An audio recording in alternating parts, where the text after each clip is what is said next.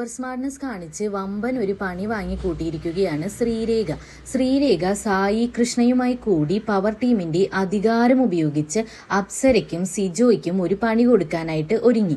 അതായത് അവരോട് ഈ കുടുംബത്തിലുള്ള ആരുടെയെങ്കിലും എന്തെങ്കിലും ഒരു പ്രിയപ്പെട്ട വസ്തു മോഷ്ടിക്കണമെന്ന് ആവശ്യപ്പെട്ടു. അധികം വിലപിടിപ്പുള്ളതൊന്നും ആവണ്ട, എന്നാൽ അത് പോയി കഴിഞ്ഞാൽ ആ കുടുംബാംഗം അത് തിരഞ്ഞു നടക്കണം എന്ന്. എന്നാൽ അപ്സര ഇവിടെ അതിബുദ്ധിപരമായി അർജുനെ കൊണ്ട് ശ്രീരേഖയുടെ ചെരുപ്പ് തന്നെ മോഷ്ടിച്ചു. ശ്രീരേഖ ബാത്റൂമിൽ പോയപ്പോൾ പുറത്തു കിടന്ന ചെരുപ്പ് അർജുൻ എടുത്തുകൊണ്ട് വന്നു. ശ്രീരേഖയ്ക്ക് ഇതൊരു ഡൗട്ട് പോലെ തോന്നി ബിഗ് ബോസിനോട് പറയുകയും എന്നാൽ അവരോട് നേരിട്ട് പോയി ചെരുപ്പ് ചോദിക്കാതിരിക്കുകയും ചെയ്തു. അവരും അവരായിട്ട് ഇത് ശ്രീരേഖയുടെ മുന്നിൽ വന്ന് തുറന്നു പറഞ്ഞില്ല.